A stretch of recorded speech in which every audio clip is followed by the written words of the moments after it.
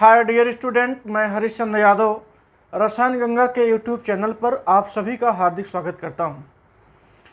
हम लोगों ने अपने पिछड़े वाले क्लास में मोललता से संबंधित कुछ महत्वपूर्ण सवालों को लेकर के बातचीत हुई थी और कुछ एक प्रश्न जिसमें हमने दिया था आपको सॉल्व करने के लिए, वो प्रश्न स्क्रीन पर है। 20% भारानुसार NaOH की मोललता ज्ञात करने के लिए बहुत सारे लोगों का जवाब बहुत ही सही आया है, बिल्कुल एकदम सही जवाब आया है।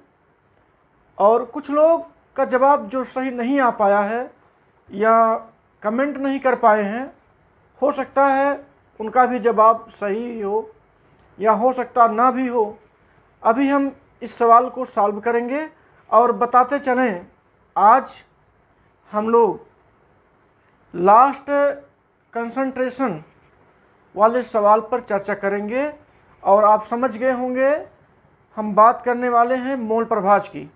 मोल प्रभाज ये लास्ट होगा और आज हमारा प्रयास है कि मोल प्रभाज के जो 2 टाइप के क्वेश्चंस आते हैं उसे सॉल्व करके इस न्यूमेरिकल सेशन को आज यहीं पर कंप्लीट किया जाता है।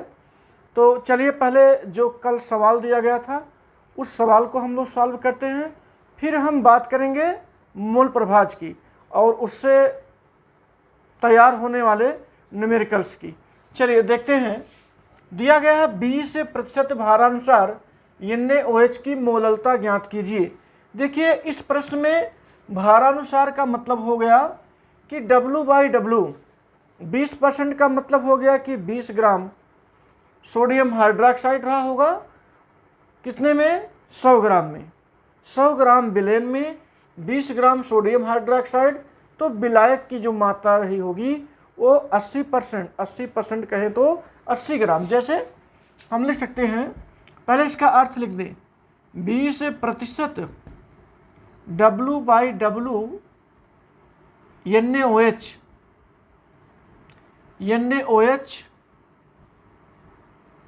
विलेन का अर्थ यह है कि 100, हम लिख सकते हैं कि 100 ग्राम विलेन में NaOH यानी सोडियम हाइड्रोक्साइड का भार ये बराबर रहेगा 20 ग्राम। यहाँ तक बात आपको क्लियर हो गई कि 20 ग्राम सोडियम हाइड्रोक्साइड रहा होगा। तब विलायक की अगर बात करें, विलायक ये कर लेंगे आप 100 - 20, ये बराबर हो गया 80 ग्राम।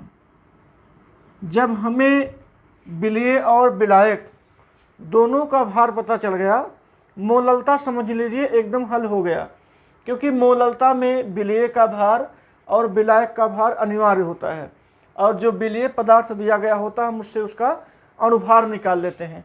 जैसे यहीं लिखें NaOH का अणुभार, NaOH का अणुभार बेसिकली ये सबको पता होगा, इसका अणुभार 40 होता है। मान लीजिए जिसको ना पता हो, पहली बार देख रहे हो, तो उनके लिए ऐसे Na+O+H, अर्थात Na का मतलब 23, O का मतलब 16 और H का मतलब 1, ये बराबर आ जाएगा 40। ये होता है NaOH का अणुभार। तो इस प्रकार से हमें अणुभार मिल गया, विलेय पदार्थ का भार मिल गया, विलायक का भार मिल गया। अब हम निकालेंगे मोललता। मोललता पूछा है। मोललता बराबर W/M इंटू W इंटू 1000 यानी 1000, ताकि किलोग्राम में आ जाए। भार दिया गया है 20 ग्राम, विलायक का भार दिया गया है 80 ग्राम और इसका अणुभार आया है 40 और हम करेंगे 1000 से गुणा। यहाँ पर 2 जीरो नीचे है, 2 जीरो ऊपर, ये कैंसिल कर दिया गया। 4 पंचे 20, ये यहाँ पर 5 हो गया। फिर यहाँ पर 4 दूनी ये 8 हो जाएगा, तो यहाँ 5 दूनी ये 10 हो जाएगा, बराबर होगा 25/4। जब 25/4 करेंगे तो 4 6 24, 1 25, 4 दूनी 8, फिर 2 10 और 4 पंचे 20, यानी इसकी जो मोललता आएगी 6.25, 6.25 इसकी मोललता आ जाएगी। तो इस प्रकार से मोललता से बनने वाले जितने सवाल थे हमने उसे सॉल्व करा दिया। रही बात अब नए मोल प्रभाज की हम बात करें, तो पहले एक बार इसे आप ध्यान से देख लीजिए, फिर हम मोल प्रभाज की शुरुआत करते हैं। मोल प्रभाज की शुरुआत करने से पूर्व पहले हम जान लें कि मोल प्रभाज होता क्या है।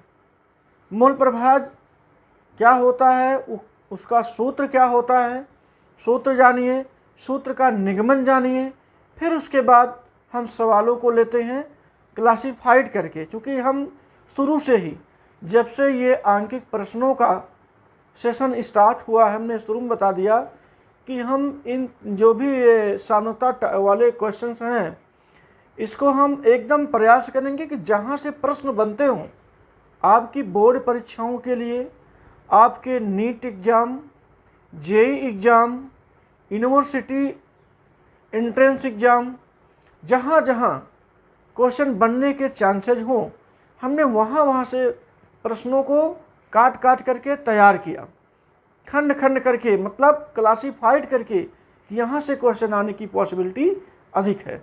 तो चलिए अब हम बात करते हैं मोल प्रभाज की, जिसको मोल फ्रैक्शन या मोल अंश कहीं कहीं लिखा होता है, वो सारी बातें एक ही होती हैं। मोल प्रभाज कहें, मोल फ्रैक्शन कहें या मोल अंश कहें, ये सारी बातें एक ही होती हैं। तो चलिए देखते हैं मोल प्रभाज क्या है।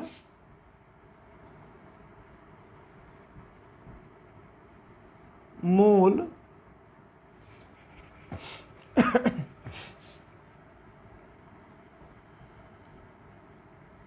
मोल प्रभाज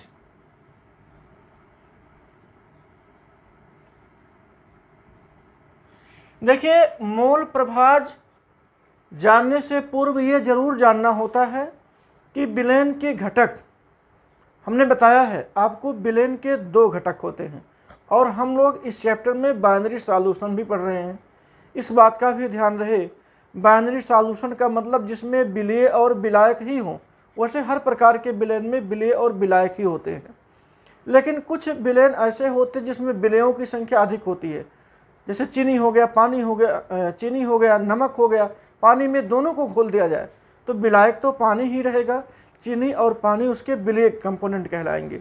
लेकिन हम यहाँ पर 2 कंपोनेंट की बात करते हैं, केवल विलेय और विलायक, इसलिए हम बाइनरी सॉल्यूशन नाम लिए हैं, द्विअंगी विलयन। तो विलेय और विलायक 2 होते हैं, दोनों में से किसी का भी यदि हमें मोल प्रभाज निकालना हो, क्योंकि मोल प्रभाज दोनों के लिए होता है, और दोनों का मतलब विलेय का भी मोल प्रभाज होता है और विलायक का भी मोल प्रभाज होता है, और दोनों का अगर योग कर देंगे तो वो बराबर 1 के होता है।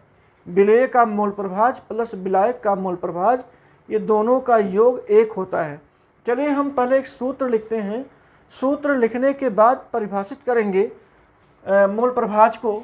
जैसे 2 घटक हम पहले नोट करें, 2 घटक में एक घटक होगा विलेय का,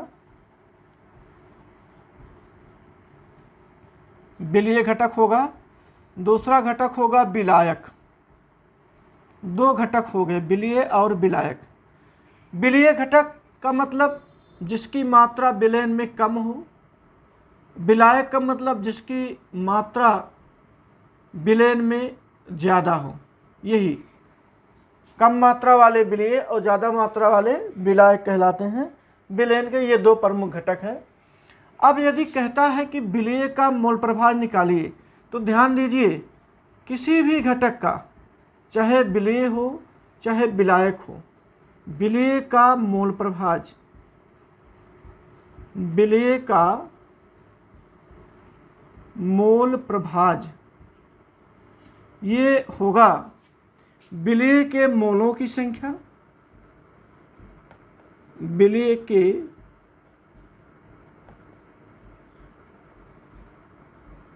मोलों की संख्या बटे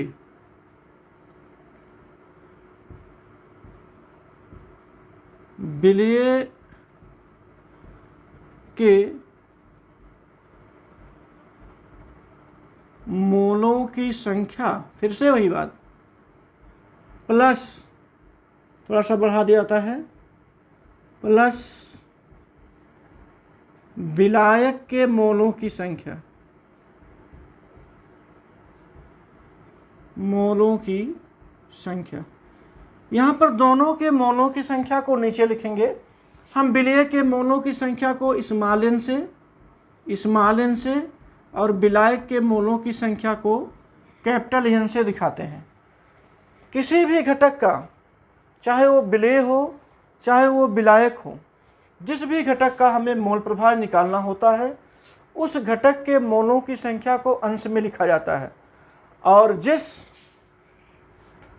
घटक का मोल प्रभाज निकालना होता उसके घटकों की मोलों की संख्या को ऊपर, और सभी विलय में उपस्थित सभी घटकों के मोलों की संख्या को नीचे लिख दिया जाता है। देख रहे हैं, विलय के मोलों की संख्या प्लस विलायक के मोलों की संख्या, सभी के मोलों की संख्याओं का योग नीचे लिखते हैं। तो परिभाषा क्या स्पष्ट हुई? स्पष्ट परिभाषा ये होगी, किसी भी घटक का मोल प्रभाज उस घटक के मोलों की संख्या और विलयन में उपस्थित सभी घटकों के मोलों की संख्या के योग के अनुपात को मोल प्रभाज कहते हैं। एकदम स्पष्ट है। यदि यहाँ विलायक होता तो विलायक का मोल प्रभाज बराबर विलायक के मोलों की संख्या बटे विलायक के मोलों की संख्या प्लस विलय के मोलों की संख्या होता। यानी किसी भी घटक का जब भी मोल प्रभाज पूछे तो उस घटक के मोलों की संख्या को हम अंश में रखते हैं और सभी के मोलों की संख्या का योग करके उसे नीचे लिख दिया जाता है। अब बात हुई कि इसमें किस प्रकार से प्रश्न पूछे जाएंगे। देखिए, एक एग्जाम्पल के सहारे हम प्रश्न को सॉल्व करेंगे। पहले जानेंगे कि कितने प्रकार से इसे बना सकते हैं। तो हम पहला प्रकार क्या, मोल प्रभाज निकालने के कई प्रकार नहीं हैं, मुख्यतः दो ही वर्गों में बांटा गया है। एक है बिल्कुल सूत्र पर आधारित साधारण प्रश्न और एक है परसेंटेज पर। कभी विलायक का परसेंटेज और कभी विलय का परसेंटेज दे देता है, उस आधार पर। तो हम इसको केवल दो वर्गों में बांटेंगे।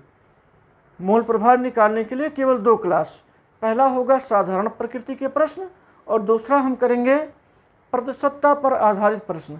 तो पहले हम साधारण लेते हैं। देखेंगे यहाँ पर साधारण नेचर के क्या हैं। साधारण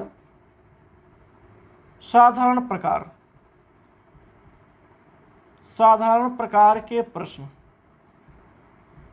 इसी पर पहले हम चर्चा कर लें क्योंकि यहाँ से आपको बहुत कुछ मिल जाएगा।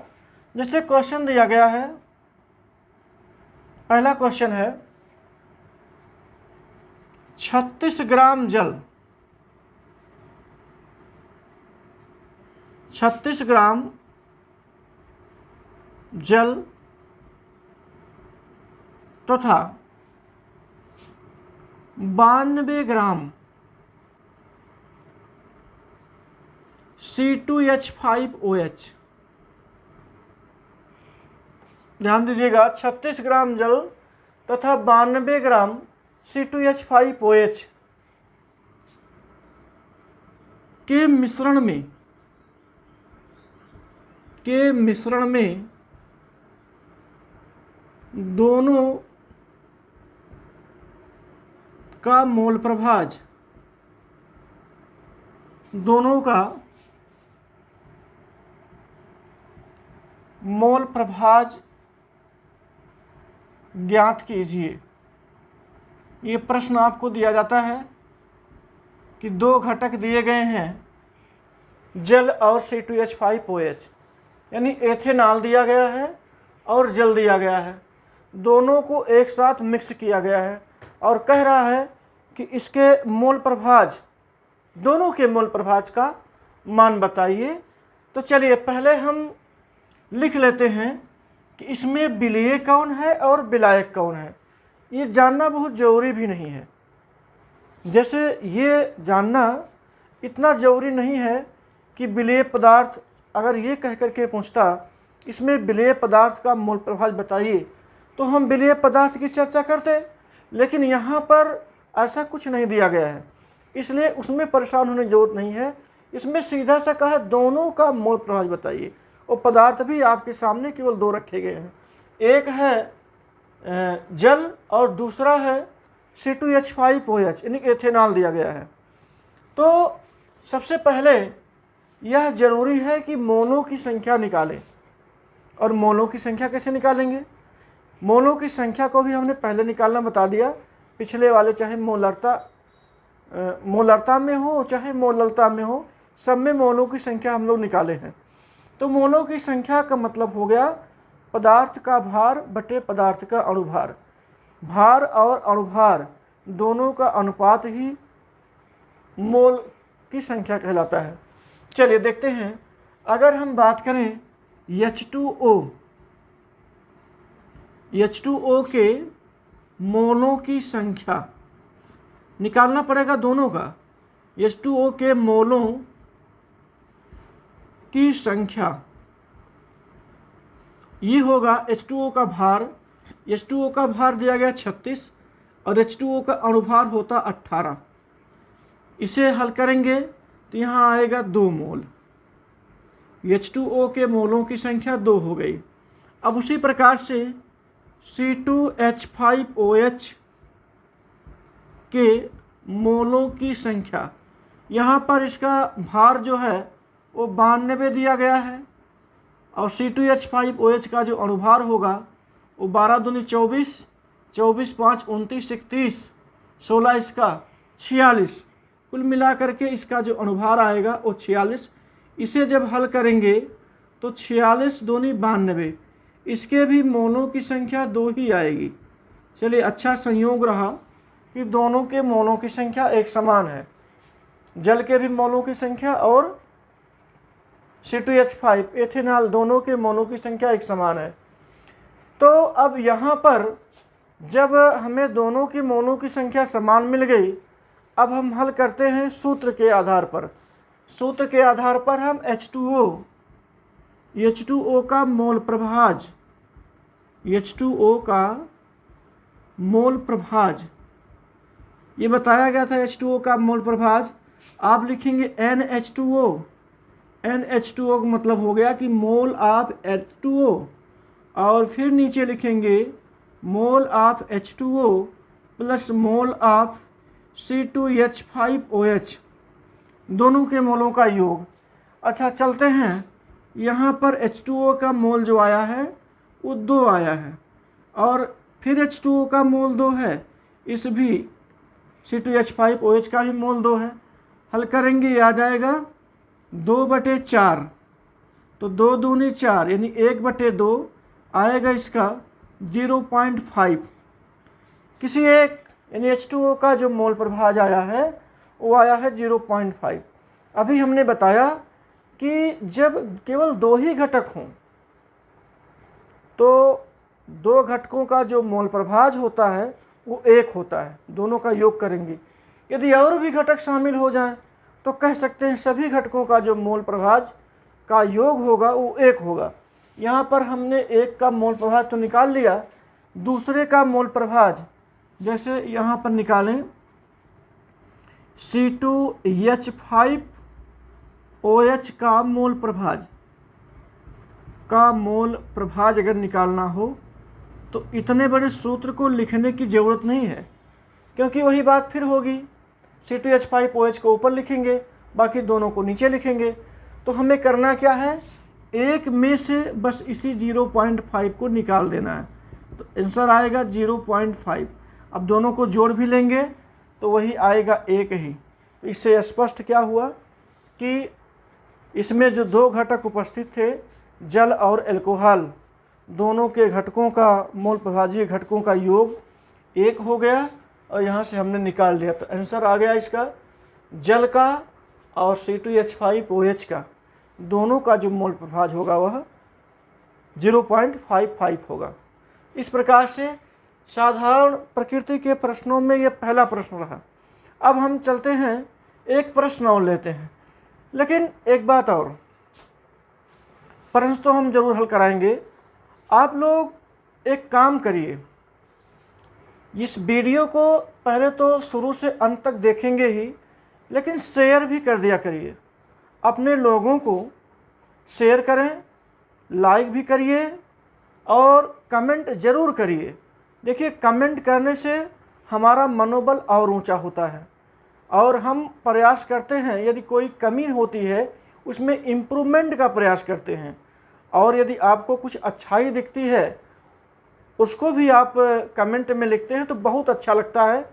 उससे हम सभी का एक उत्साहवर्धन होता है और हमें लगता ये भी है कि आप लोग ज़रूर वीडियो को देख रहे हैं और समझ भी रहे हैं, तभी आपने लाइक किया और कमेंट किया। इससे ये हमें पता चलता है। तो केवल एक ही साधन है यह जानने का कि आप लोग कितने अच्छे से उसको पढ़ रहे हैं और जो हमने समझाया है इसका प्रयोग आप अपनी कॉपी पर कर रहे हैं या नहीं कर रहे हैं, इससे यह भी पता चलता है। क्योंकि हमने इसीलिए एक काम ये किया है कि लास्ट में आपको एक प्रश्न दे देते हैं, ताकि आप एक होमवर्क मान करके, क्योंकि देख तो लिया ही है पूरा जहाँ से हमने पढ़ाया है और जहाँ तक हमने इस क्लास का अंत किया, तो यहाँ तक जब आपने अच्छे से देख लिया तो हल करने में कोई दिक्कत नहीं आएगी। और जब हल करके आप आंसर भेजते हैं तो हमको बहुत खुशी होती है। हमें इतनी खुशी होती है कि हमें बिल्कुल ये लग जाता है कि आप लोग शुरू से लेकर के अंत तक देखे हैं और देखने के बाद आपने उस प्रश्न को हल किया है। इसलिए आप लोगों से केवल एक गुजारिश है कि आप लोगों को जो प्रश्न दिया जाए उस प्रश्न को हल करिए और हल करने के बाद जो उसका परिणाम मिले उसको ज़रूर कमेंट में डालिए। कमेंट करने से यही एक लाभ रहेगा कि कम से कम जो कुछ कमियां हैं उस सामने आ जाएंगी। और एक बात और, कभी भी हमको इस बात से नहीं घबराना चाहिए कि हमें नहीं आ रहा है तो हम कमेंट क्यों करें, या हमारा आंसर पता नहीं सही है कि गलत है। ये बात बिल्कुल मत सोचिए, इसको सोचना भी नहीं चाहिए। क्योंकि अगर ये चीज़ आप सोच करके अपने दिमाग में रख लेते हैं तो उससे होता क्या है, भविष्य में आपके अंदर हमेशा ये कह सकते हैं कमी बनी रह जाती है। आपको हमेशा इस बात का डर सताएगा कहीं ऐसा ना हो जाए जो हम कुछ कहें वो गलत निकल जाए। भाई, जब तक आप अपनी बातों को सामने नहीं रखेंगे, ये समय कंपटीशन का है, तब तक आप अपने आप को कैसे आंक पाएंगे हम कितना सही हैं कितना गलत हैं। इसलिए प्रयास करिए कि जो भी आपके अंदर हो, जो जितना जानते हो उसको ज़रूर बाहर निकालने का प्रयास करो। क्योंकि अपने मन के अंदर किसी प्रश्न को अथवा किसी प्रश्न के उत्तर को रख करके कोई फ़ायदा नहीं है। आप उसको बाहर निकालेंगे उसमें और निखार आएगा। और अगर अपने अंदर जो भी समस्या है उसको आप बाहर निकालेंगे तो उसका सॉल्यूशन भी होगा। आप अपनी समस्याओं को यदि मन के अंदर बैठा करके रखेंगे तो हम ही नहीं, कोई उस समस्या का सॉल्यूशन देने वाला है नहीं। इसलिए आप अपनी समस्या को और आपके अंदर जो जिज्ञासा है बैठी हुई है उसको ज़रूर निकालिए। और आप, हम जानते हैं कि जिज्ञासाएं आपके अंदर बहुत है, बशर्ते है क्या उन जिज्ञासाओं को बाहर निकालना। तो आज से निश्चित कर लीजिए कि जो भी आपके अंदर जिज्ञासा हो, ये ज़रूरी नहीं कि रसायन विज्ञान पढ़ रहे हैं हमारे अंदर रसायन विज्ञान की जिज्ञासा नहीं है और कोई जिज्ञासा है हम उसको बना करके रखे हैं, क्यों निकाले। हाँ, अच्छी बात यह है कि अपनी जिज्ञासा उसी के सामने प्रकट करना चाहिए जो उस लायक हो। अब आपकी जिज्ञासा गाना गाने की है तो हम उस गाने में आपको कोई सुर और ताल तो बता नहीं पाएंगे, इसलिए वो जिज्ञासा जो आपके अंदर है वो हमसे हल नहीं हो पाएगा। आप अपनी जिज्ञासा जो भी बना करके रखे हैं, जो भी आपके अंदर है उसको निकालिए। हो सकता हम ना सॉल्व कर पाए, जो सॉल्व करने वाला हो कम से कम वो तो सॉल्व करेगा।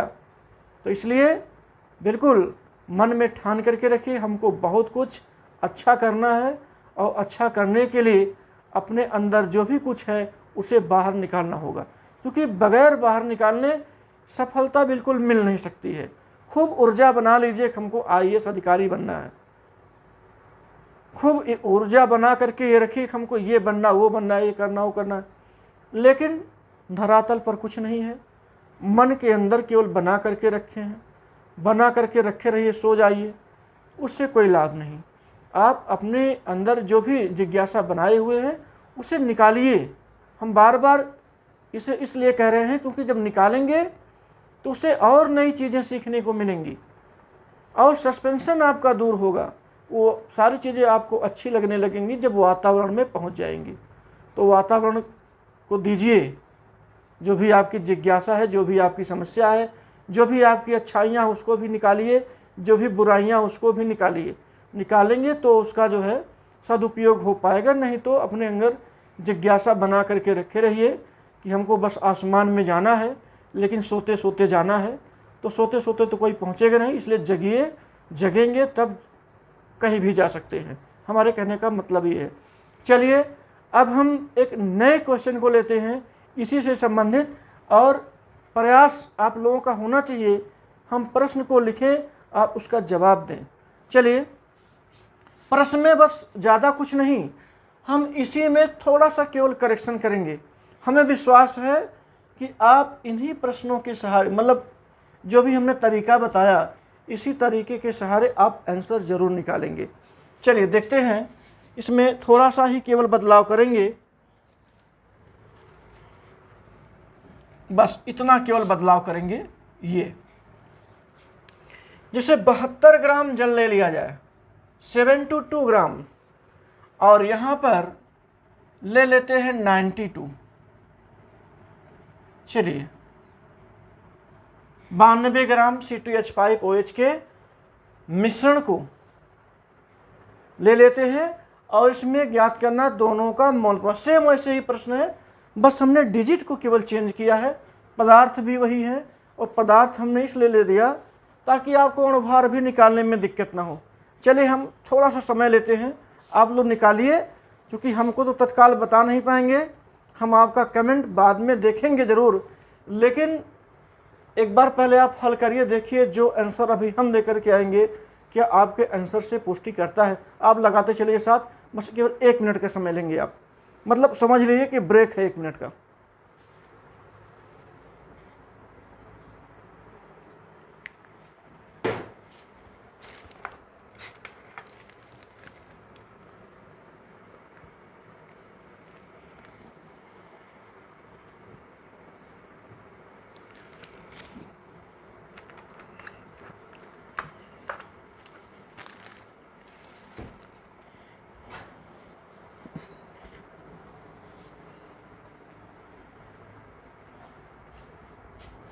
चलिए हमें लगा कि आप लोग बिल्कुल अपना काम कर जरूर रहे होंगे।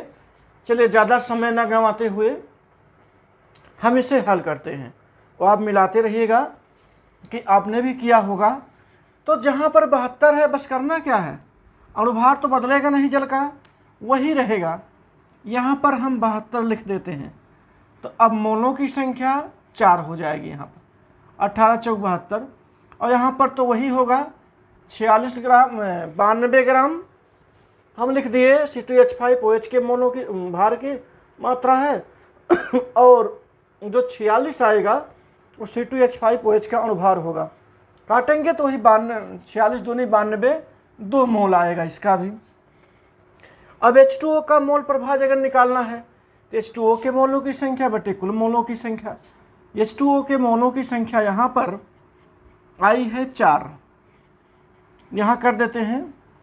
H2O के मोलों की संख्या आई है 4 बटे 4 प्लस 2, तो कुल मिलाकर के 4 बटे 6 आ जाएगा। जब इसे हम भाग करेंगे 3 दूनी 6 और 2 दूनी 4, फिर आएगा ये 0 और 3 6 18, 3 6 18, 3 6 18, यहाँ इसको कर सकते हैं 0.67, यानी कि जल के जो मोलों की संख्या आई है, मोल प्रभाज आया हुआ है वो है 0.67। अब बात करनी हमें C2H5OH के मोल प्रभाज की, तो आप 1 में से घटा दीजिए, 1 माइनस 0.67, तो यहाँ पर आएगा 0.33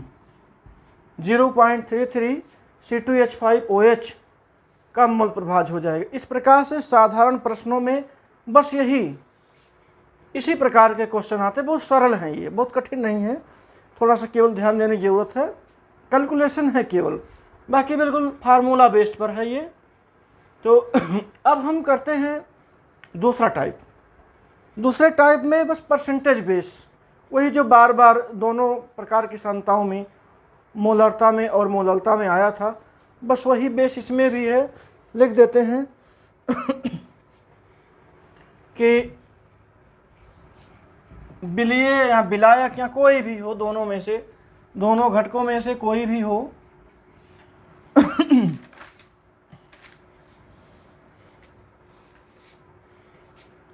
प्रतिशतता पर आधारित।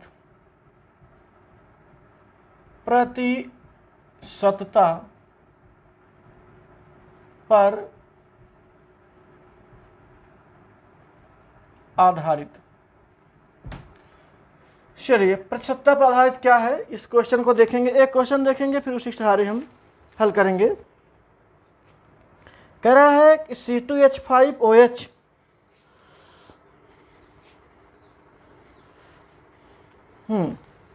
ध्यान दीजिए, कह रहा है कि C2H5OH वहाँ जल के मिश्रण में, C2H5OH और जल के मिश्रण में भारानुसार 54% जल है। देखेंगे C2H5OH तथा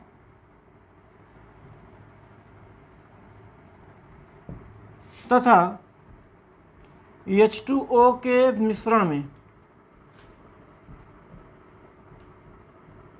के मिश्रण में भारानुसार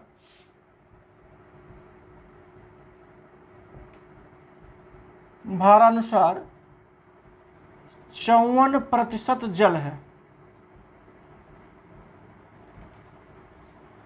दोनों का मोल प्रभाज बताइए।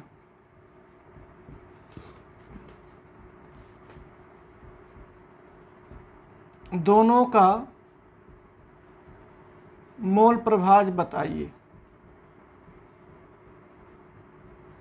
देखिए, प्रश्न की प्रकृति केवल कहने को प्रतिशतता पर आधारित है, बाकी कुछ है नहीं। देखिए, लिखा गया है C2H5OH और H2O के मिश्रण में भारानुसार 54% जल है। इसका मतलब हो गया कि 54 ग्राम जल दिया गया है। अगर 54 ग्राम जल दिया गया है तो 100 में से हम घटा लेंगे 54 को, जो शेष बचेगा वो C2H5OH होगा। यहाँ पर लिख सकते हैं सॉल्यूशन में H2O बराबर, H2O का भार लिख दें, H2O का भार बराबर है 54, तो C2H5OH का भार,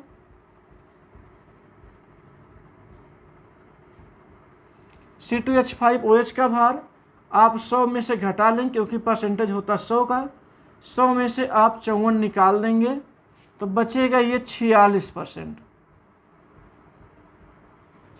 46%, ये कितना था, 54% था। यहाँ हम इसे कह सकते हैं 54 ग्राम और इसे कह सकते हैं 46 ग्राम। दोनों बात क्लियर हो गई। एक 54 ग्राम है और एक 46 ग्राम है। अब जब दोनों का भार हमें मिल गया, अनुभार जानते हैं H2O का अनुभार होता है 18 और एथिल अल्कोहल का अनुभार होता है 46। इसका अनुभार 46, इसका अनुभार जल का 18 होता है। तो लिखें हम किसी एक का मोल प्रभाज निकालें, जैसे H2O का मोल प्रभाज,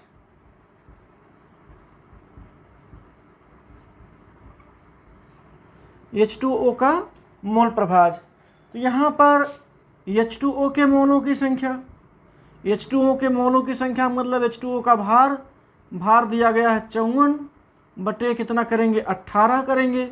फिर नीचे वही बात 54 बटे 18 करेंगे और प्लस हो जाएगा 46 बटे 46 हो जाएगा। इसे काटेंगे तो 1 हो जाएगा और 18 3 54 और ये 18 3 54, ये आएगा 3 ऊपर हो जाएगा 3 और 1 ये 4, 3 बटे 4 हो जाएगा। जब इसे काटेंगे हम तो 4 शून्य शून्य हो जाएगा, 4 सते 28 और 4 पंचे 20, यानी हो गया ये 0.75। अगर इसका वैल्यू 0.75 आया है तो C2H5OH का जो मोल प्रभाज होगा, मोल प्रभाज, इसे हम 1 में से घटा देंगे 0.75 को, तो आ जाएगा 0.25। ये इसका आंसर हो जाएगा। तो इस प्रकार से जल का और C2H5OH का दोनों का मोल प्रभाज निकल करके सामने आएगा। बस दोनों को ऐड करेंगे, 1 आना चाहिए। और 75 25 0.75 प्लस 0.25 दोनों को ऐड करेंगे तो 1 हो जाएगा। मतलब आंसर सही है। ये दोनों को जोड़ने पर 1 आता है। हाँ, यदि दोनों को जोड़ने पर 1 से कम अथवा ज़्यादा आता है तब आपको फिर से कैलकुलेशन कर लेना चाहिए, क्योंकि कहीं न कहीं कैलकुलेशन में कोई समस्या है, इसलिए उसका आंसर तब नहीं आता है। तो ध्यान देंगे, दोनों का योग करेंगे 1 आएगा। इस प्रकार से 0.75 ये हो गया, 0.25 इसका हो जाएगा। तो प्रतिशतता पर आधारित इस प्रकार के ये क्वेश्चन होते हैं। चलिए एक क्वेश्चन और है जिसे हम देंगे, आप लोग उसको स्वयं करेंगे। जो हमने शुरू में बताया कि एक क्वेश्चन आपको दिया जाएगा जिसे आप स्वयं करेंगे। चलिए देखते हैं, एक क्वेश्चन लेते हैं, इसी परसेंटेज पर आधारित रहेगा। वो क्या है इस परसेंटेज पर आधारित?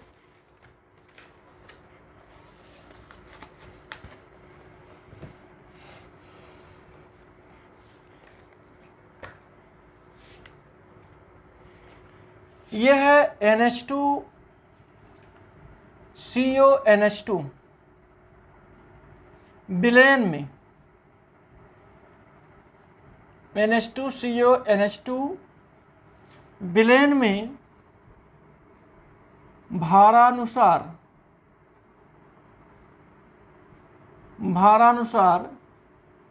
6% NH2CONH2 है।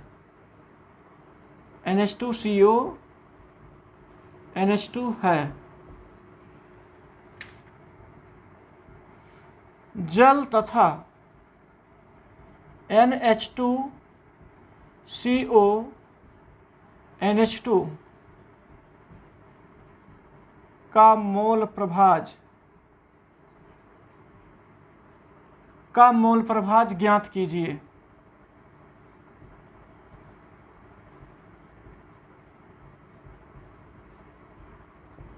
चलिए यही क्वेश्चन है जिसे आप करेंगे और कल हम इसका जवाब देंगे कि क्या इसमें आया है।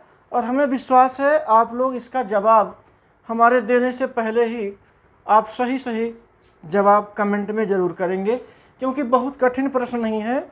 इसको हल करने से केवल ये रहेगा कि आपकी लगातारता और कह सकते हैं कि हल करने की प्रवृत्ति बढ़ती चली जाएगी। आप ज़रूर इस प्रश्न को हल करेंगे। तो आज का सेशन यहीं पर क्लोज किया जाता है और आप लोग अच्छे से पढ़िए और वीडियो को और भी लोगों को शेयर ज़रूर करिए। शेयर करने से उन लोगों का भी लाभ होगा जो अभी इससे वंचित हैं, अभी इनको जानकारी नहीं है। तो जब उनको शेयर करेंगे तो वो भी पढ़ाई अपनी अच्छी से कर पाएंगे। अच्छे रिजल्ट के लिए हम आशा करते हैं कि आप भी वीडियो को देखेंगे और अन्य लोगों के पास इस वीडियो को ज़रूर भेजेंगे, ज़रूर शेयर करें।